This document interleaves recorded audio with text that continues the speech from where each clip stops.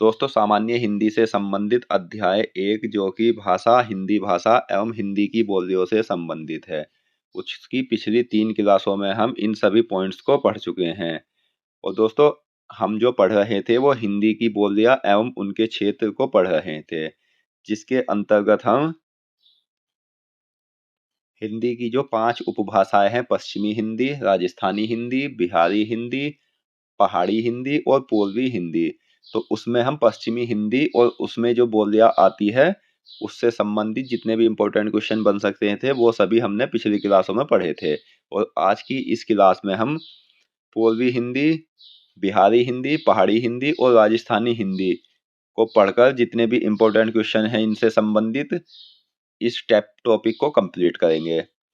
और दोस्तों मैं आपको बता दूं कि इस टॉपिक से आपका कोई भी एग्जाम हो सब में सबसे ज़्यादा प्रश्न पूछे जाते हैं।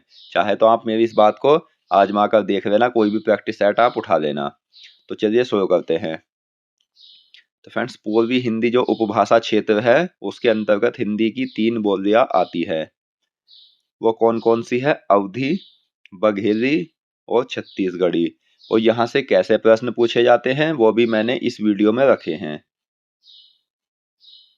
ताकि आपको एक एक पॉइंट्स जो है वो अच्छे से समझ आ जाए। तो देखिए यहाँ से ऐसे प्रश्न पहले पूछा गया है कि छत्तीसगढ़ी किस हिंदी की बोली है? तो आंसर होगा आपका पूर्वी हिंदी।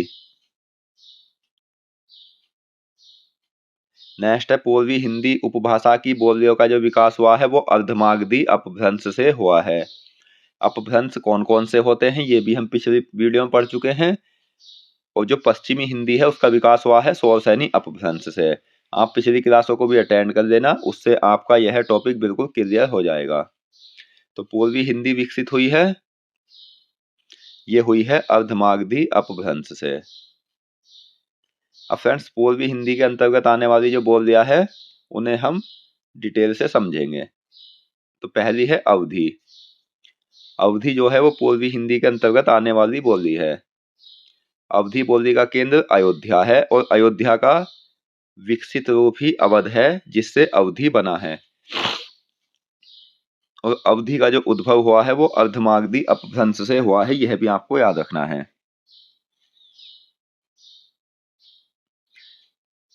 और यहाँ से ऐसे प्रश्न बनते हैं, अवधी बोली किस अपभ्रंश से विकसित हुई है? तो ये हुई है अर्धमागधी अपभ्रंश से। अब एक इम्पोर्टेंट पॉइंट्स ये है कि पूर्वी हिंदी की जो सबसे बड़ी और लोकप्रिय बोली है दोस्तों वो है अवधी। यह भी आपको याद रखना है। अवधी को कोसली, बैसवाड़ी एवं पूर्विया आदि माना जाता है।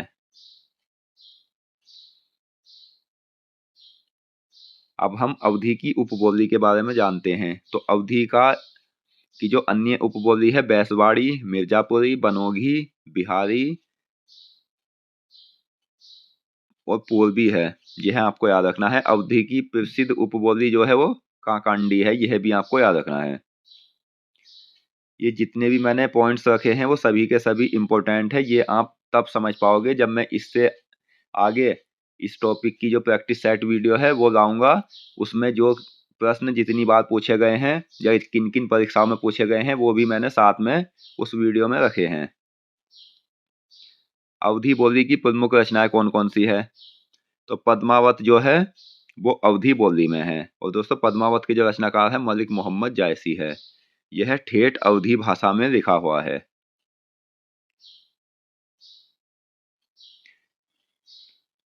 दूसरी है रामचरितमानस, जो एग्जाम में सबसे ज्यादा पूछी जाती है। तो रामचरितमानस के लेखक है तुलसीदास। रामचरितमानस परिष्कृत अवधी यानी साहित्यिक अवधि में लिखा गया है। रामचरितमानस को ही अवधी भाषा का सर्वप्रसिद्ध महाकाव्य माना गया है। और फ्रेंड्स रामचरितमानस में कितने कांड है, सबसे बड़ा कांड कौन सा है, ये सब हम साहित्य हिंदी में पढ़ चुके हैं, जो आप हमारे चैनल की प्लेलिस्ट में जाकर देख सकते हो। उससे संबंधित 850 महत्वपूर्ण प्रश्न हम पढ़ चुके हैं।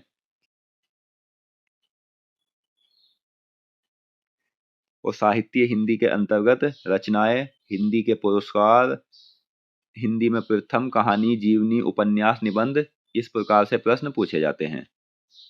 रामचरितमानस की भाषा क्या है? तो रामचरितमानस की जो भाषा है वो है अवधी भाषा। रामचरितमानस की रचना किस भाषा में हुई थी? तो ये हुई थी अवधी भाषा में।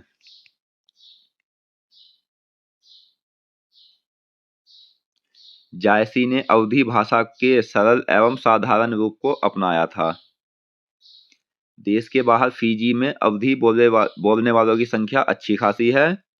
प्रबंध काव्य परंपरा का विकास विशेष रूप से अवधी में हुआ है तथा सूफी काव्य राम भक्ति की भी रचना अवधी में हुई है। और फ्रेंड्स, यह आपको बहुत अच्छे से याद कर लेना है, क्योंकि एग्जाम में सबसे ज्यादा प्रश्न जो पूछे जाते हैं वो हिंदी की बोलियों से ही पूछे जाते हैं। अवधी उत्तर कौशल की बोली है। अवधी में साहित्य लोक साहित्य दोनों मिलते हैं और इसके बोलने वालों की संख्या 2 करोड़ है। अवधी मुख्यतः अकारांत बोली है। अवधी उकार बहुला तथा उदासीन आकार बहुला बोली है। और ये उकार बहुला और उदासीन आकार बहुला होता क्या है, ये भी हम इसी वीडियो में पढ़ेंगे। तो उकार बहुला बोली मानी जाती है, तो फ्रेंड्स ये मानी जाती है अवधी।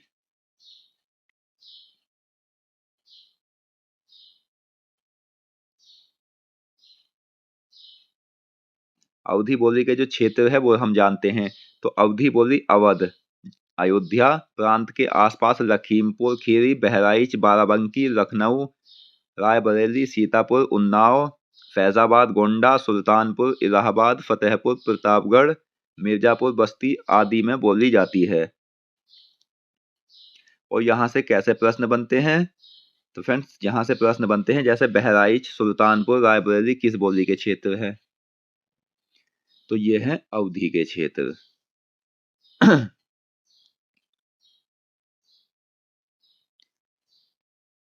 अब हम अवधी बोली की विशेषताएं के बारे में जानते हैं। तो अवधी बोली में य और व के स्थान पर ए का प्रयोग मिलता है, जैसे छुअत का छुअत। अवधी बोली में ल और ड के स्थान पर र कई शब्दों में मिलता है, जैसे मूसल का मूसर, फल का फर आदि।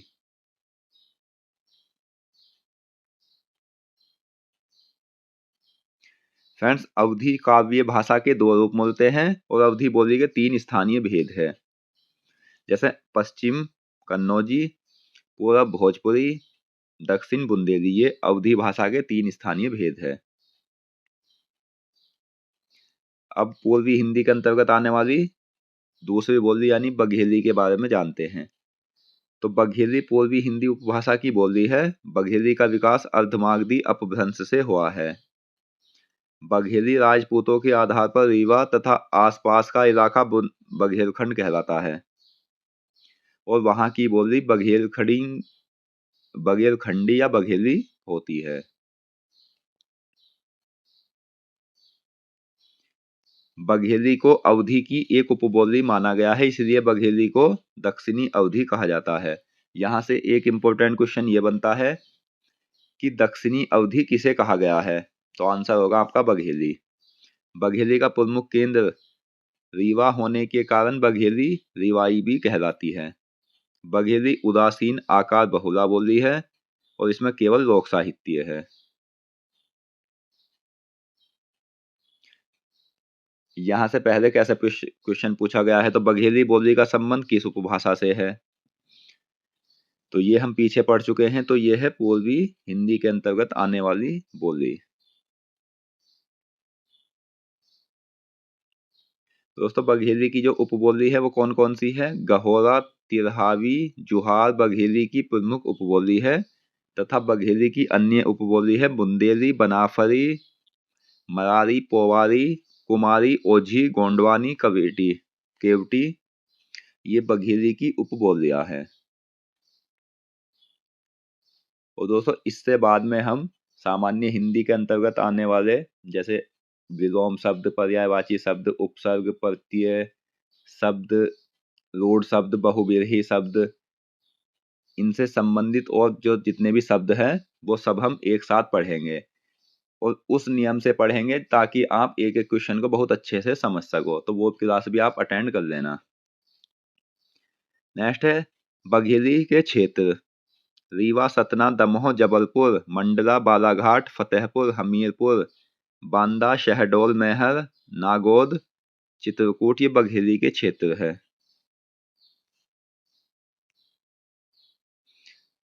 अब नेक्स्ट आती है दोस्तों पूर्वी हिंदी की छत्तीसगढ़ी बोली।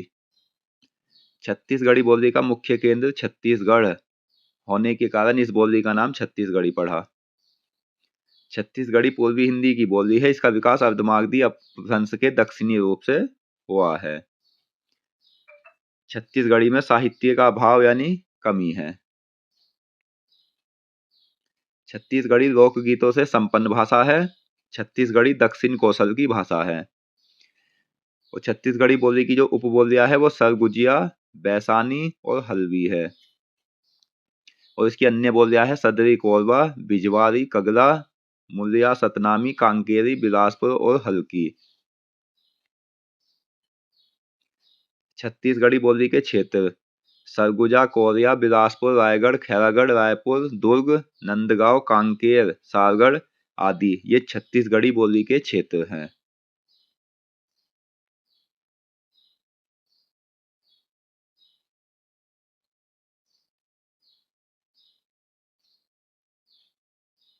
अब दोस्तों हम हिंदी भाषा का विकास जान लेते हैं। तो हिंदी विश्व की लगभग 3000 भाषाओं में से एक है। आकृति या रूप के आधार पर हिंदी वियोगात्मक या विशिष्ट भाषा है, जबकि संस्कृत जो है वो संयोगात्मक, अंग्रेजी वियोगात्मक भाषा है। यहाँ से ऐसे प्रश्न बनते हैं, हिंदी आकृति की दृष्टि से निम्नलिखित में से किस प्रकार की भाषा है? तो आंसर है शिलिष्ट भाषा।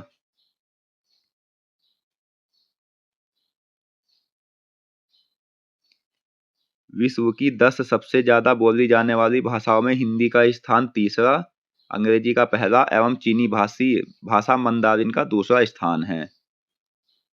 तो संसार की प्रमुख भाषाओं में हिंदी का क्या स्थान है? तो आंसर होगा तीसरा।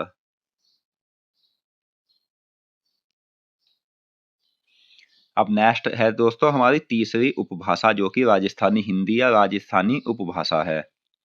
तो राजस्थानी हिंदी का विकास किस अपभ्रंश से हुआ है? तो ये हुआ है शौरसैनी अपभ्रंश से। राजस्थानी हिंदी का विकास शौरसैनी अपभ्रंश से हुआ है और इसके अंतर्गत 4 बोलियां आती है जो मारवाड़ी, जयपुरी, जिसे ढूंढाड़ी भी बोला जाता है, मेवाती और मालवी। और यह भी आपको याद रखना है कि ये जो चारों बोलियां हैं इनका विकास भी शौरसैनी अपभ्रंश से हुआ है। अब दिशाओं के आधार पर राजस्थानी हिंदी को जानते हैं। तो उत्तरी राजस्थानी कहलाती है मेवाती, पूर्वी राजस्थानी कहलाती है जयपुरी ढूंढाड़ी और दक्षिणी कहलाती है मालवी, पश्चिमी कहलाती है मारवाड़ी।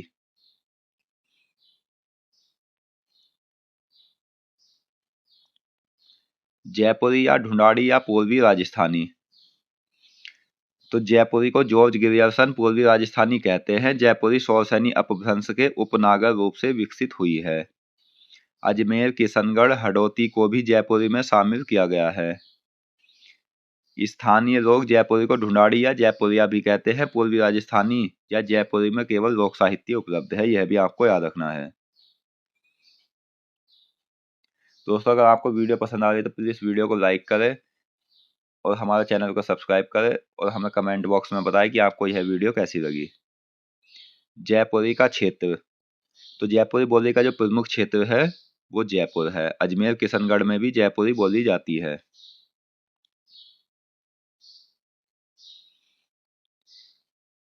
अब हम हड़ौती के बारे में जानते हैं। तो हड़ौती जयपुरी की एक सहायक बोली है।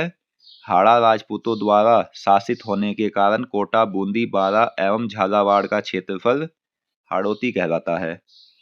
ग्रियर्सन ने अपने ग्रंथ में हाड़ौती को बोली के रूप में मान्यता दी है। हाड़ौती बोली का क्षेत्र क्या क्या है? तो वर्तमान क्षेत्र कोटा, बूंदी, इंदरगढ़ एवं नैनवा तहसील के उत्तरी भाग को छोड़कर हाड़ौती का क्षेत्र कोटा और बूंदी है। बारा, किशनगढ़ एवं शाहाबाद तहसीलों के पूर्वी भाग के अलावा झालावाड़ के उत्तरी भाग की प्रथम बोली है।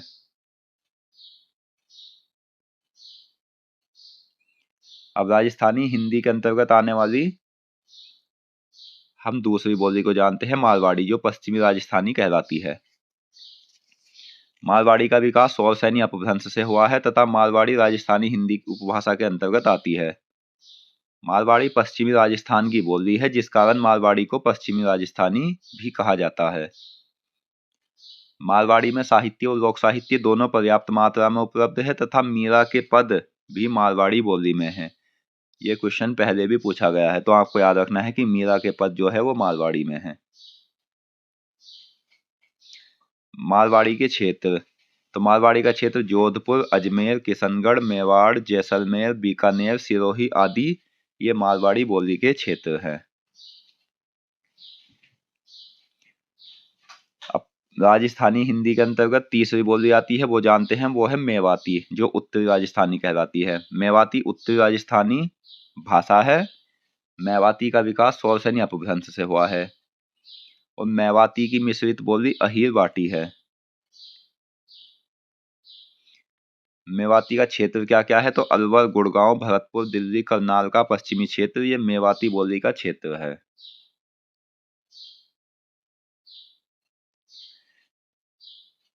दोस्तों यहाँ से कैसे क्वेश्चन बने हुए हैं, राजस्थानी हिंदी से भी अधिकतर बहुत क्वेश्चन बने हुए हैं, वो आप प्रैक्टिस सेट में पढ़ोगे और आपका रिवीजन भी हो जाएगा, साथ ही आपका टेस्ट भी हो जाएगा।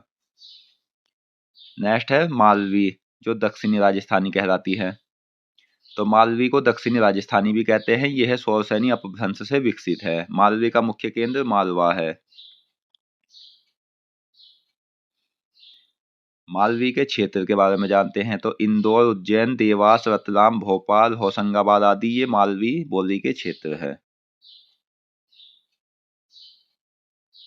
मेवाड़ी, उदयपुर एवं इसके आसपास के क्षेत्र को मेवाड़ कहा जाता है और यहाँ की बोली मेवाड़ी कहलाती है।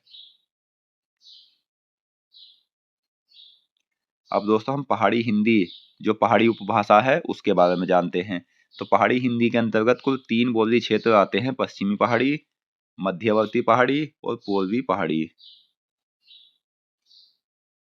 पहाड़ी हिंदी को हम डायग्राम से समझते हैं। तो पश्चिमी पहाड़ी के अंतर्गत कौन कौन सी बोली आती है? मंडियाली, चौपाली, सिराजी, सिरमौली, जौनसारी। मध्यवर्ती पहाड़ी के अंतर्गत मध्यवर्ती पहाड़ी 2 भागों में बटी है, कुमाऊनी और गढ़वाली। तो कुमाऊनी में खसपरजिया, दानपुरिया, जोहारी, पधावी। गढ़वाली में नागपुरिया, सलानी, टेहरी। पूर्वी पहाड़ी जो कहलाती है वो नेपाली कहलाती है। ये कई बार एग्जाम में भी पूछा गया है।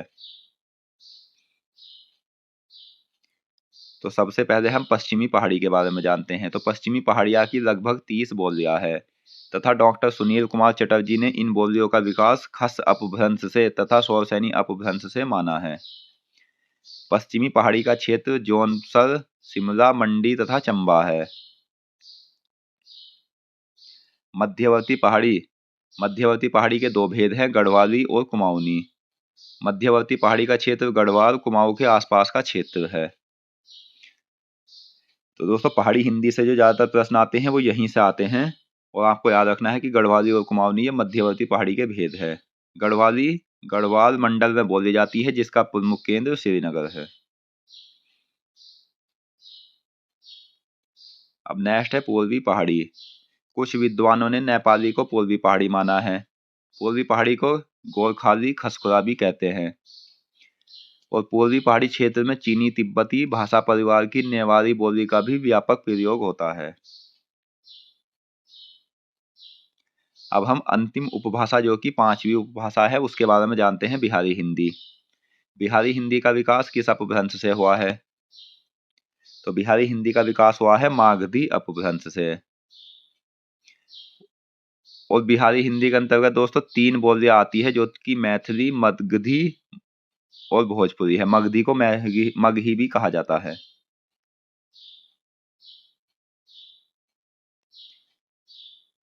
मैथिली, तो मैथिली के बारे में जितने भी पॉइंट्स है वो हम जानेंगे। बिहारी हिंदी की सभी बोलियों में साहित्य जो रचना हुई है वो केवल मैथिली में हुई है। मैथिली के आदि कवि विद्यापति की प्रसिद्ध पदावली मैथिली में है। तो यहाँ से ये क्वेश्चन काफी ज्यादा इंपॉर्टेंट है कि विद्यापति के लेखक कौन है। तो ये है मैथिली शरण गुप्त। और दोस्तों जो विद्यापति है, सॉरी, विद्यापति जो लेखक है उनकी जो प्रसिद्ध पदावली है वो मैथिली में है, और ये पदावली जो है इसके रचनाकार है विद्यापति। अंग प्रदेश भागलपुर के आसपास की बोली जाने वाली भाषा अंगिया भी काफी समृद्ध है। मैथिली के क्षेत्र दरभंगा, मुजफ्फरनगर, पूर्णिया व मुंगेर ये मैथिली बोली के क्षेत्र हैं। अब हम दूसरी बोली के बारे में जानते हैं, मगही। मगही महाजनपद के नाम पर मगध क्षेत्र में मगधी भाषा भी काफी समृद्ध है। गिरियर्सन के अनुसार मगही मैथिली की उपबोली मानी गई है। मगही मागधी अपभ्रंश से विकसित है तथा मगही बिहारी हिंदी उपभाषा के अंतर्गत आती है, और मगही को लिखने के लिए कैथी व नागरी लिपि का प्रयोग होता है। तो यहाँ से प्रश्न बनेगा कि कैथी व नागरी लिपि का प्रयोग किस भाषा या किस बोली को लिखने के लिए किया जाता है, तो वो है मगही को। अब हम मगही के क्षेत्र के बारे में जानते हैं। तो मगही के क्षेत्र पटना व गया है प्रमुख केंद्र। पलामू, हजारीबाग, मुंगेर, भागलपुर भी मगही के क्षेत्र है।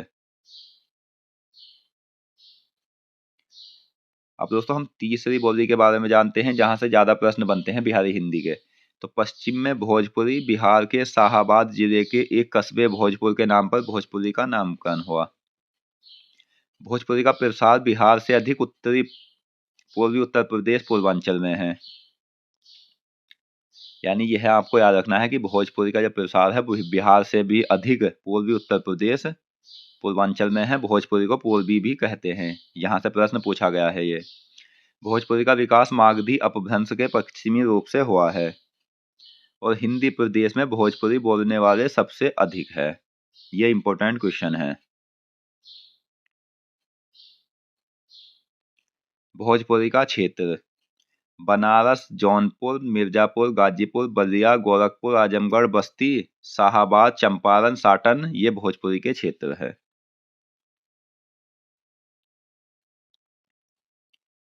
प्रमुख अपभ्रंश एवं उनसे विकसित बोलियां। तो फ्रेंड्स, मागधी अपभ्रंश के अंतर्गत जो आती है उपभाषा वो आती है बिहारी हिंदी, जिसके अंतर्गत मगही, मैथिली और भोजपुरी ये 3 बोली आती है। सौर सैनी अपभ्रंश के अंतर्गत पश्चिमी हिंदी, पहाड़ी हिंदी और राजस्थानी हिंदी आती है। ओकार बहुला के अंतर्गत जो है पश्चिमी हिंदी की बोली वो है ब्रजभाषा, बुंदेली, कन्नौजी। आकार बहुला के अंतर्गत है खड़ी बोली, हरियाणवी और दक्कनी। पहाड़ी के अंतर्गत गढ़वाली, कुमाऊनी आती है। राजस्थानी हिंदी के अंतर्गत जो टैब वर्ग बहुला है, तो टैब वर्ग बहुला है मारवाड़ी, जयपुरी, मेवाती और मालवी। अर्धमागधी अपभ्रंश के अंतर्गत उपभाषा आती है पूर्वी हिंदी, तो इसके अंतर्गत अवधी जो उकार बहुला है, बघेली और छत्तीसगढ़ी ये 3 बोलियां आती है। अब है हमारे उत्तर प्रदेश में बोली जाने वाली प्रमुख बोलियां। तो उत्तर प्रदेश में जो बोलियां बोली जाती हैं वो बोली जाती है मागधी अपभ्रंश की तो बिहारी हिंदी, सौर सैनी अपभ्रंश की पश्चिमी हिंदी, अर्धमागधी अपभ्रंश की पूर्वी हिंदी। और बिहारी हिंदी की बोली भोजपुरी बोली जाती है। पश्चिमी की ब्रजभाषा, खड़ी बोली, बुंदेली, कन्नौजी ये बोली बोली जाती है उत्तर प्रदेश में। और अवधी, बघेली ये पूर्वी हिंदी की बोलियां उत्तर प्रदेश में बोली जाती है।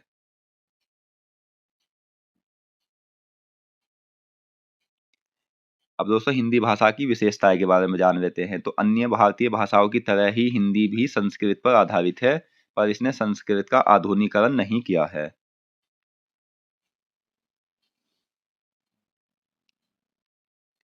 अब हम राष्ट्रभाषा और राजभाषा के बारे में जानते हैं। किसी भी देश की परिनिष्ठित भाषा जब व्यापक रूप से बहुसंख्यक जनता द्वारा व्यवहार में ग्रहण कर ली जाती है, तब आगे चलकर राजनीतिक और सामाजिक शक्ति के आधार पर राष्ट्रभाषा या राजभाषा का स्थान पा लेती है। ऐसी भाषा सभी सीमाओं को लांघकर अधिक व्यापक और विस्तृत क्षेत्र में विचार विनिमय का साधन बनकर सारे देश की भावनात्मक एकता में सहायक होती है।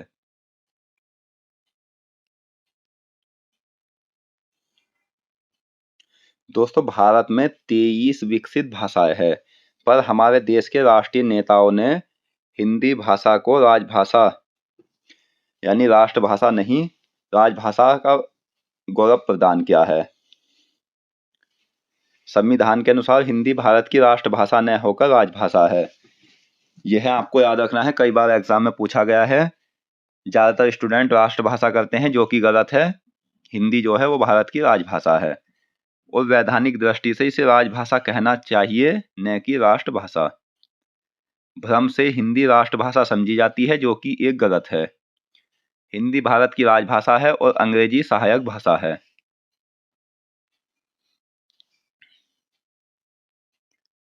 हिंदी भाषा का संक्षिप्त परिचय। तो संस्कृत इस देश की सबसे पुरानी भाषा है, इंपॉर्टेंट पॉइंट्स है, जिसका व्यवहार हमारे पुराने ऋषि मुनियों, विद्वानों और कवियों ने समय समय पर किया है। संस्कृत का प्राचीनतम रूप विश्व की सर्वप्रथम कृति ऋग्वेद में देखने को मिलता है। संस्कृत को आर्य भाषा, देव भाषा भी कहते हैं, जिसका हिंदी उत्तराधिकारी है।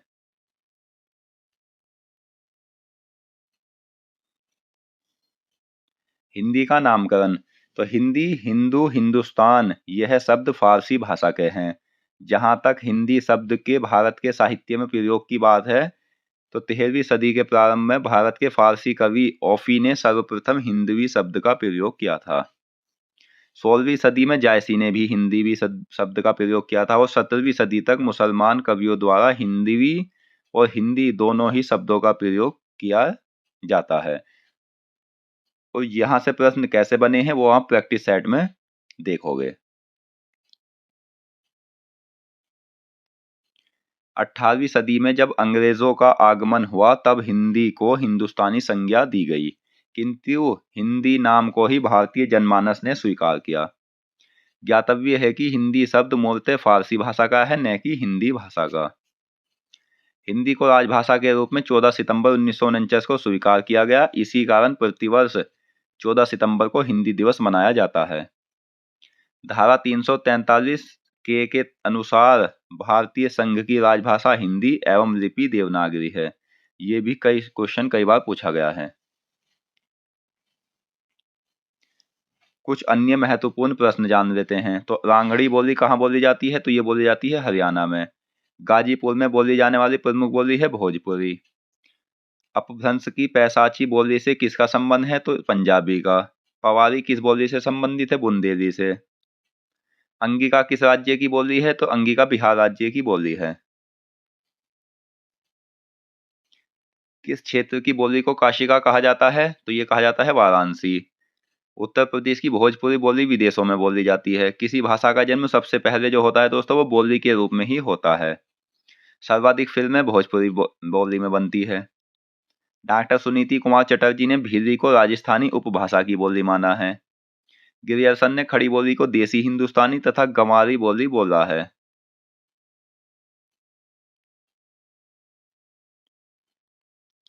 बोली का क्षेत्र जब थोड़ा विकसित हो जाता है और उसमें साहित्य की रचना होने पर वह उपभाषा बन जाती है। किस बोली में न का प्रयोग होता है? तो कोलवी, हरियाणवी और मालवी में न का प्रयोग होता है। किस बोली में कर्ता कारक की विभक्ति चिन्ह प्रयुक्त होता है? तो ब्रज, बुंदेली, खड़ी बोली में। किस बोली में उत्तम पुरुष बहुवचन हम का प्रयोग उत्तम पुरुष एक वचन में के अर्थ में किया जाता है? तो अवधि में।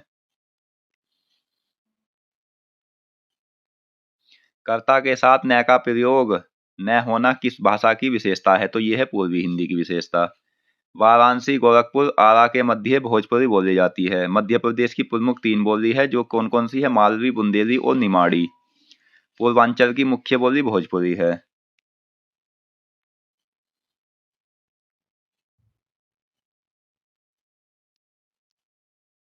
अब दोस्तों हम बोली और उनके नामकरण कर्ता के बारे में जानते हैं। तो कोलवी बोली का जो नामकरण किया था वो किया था राहुल सांकृत्यायन ने।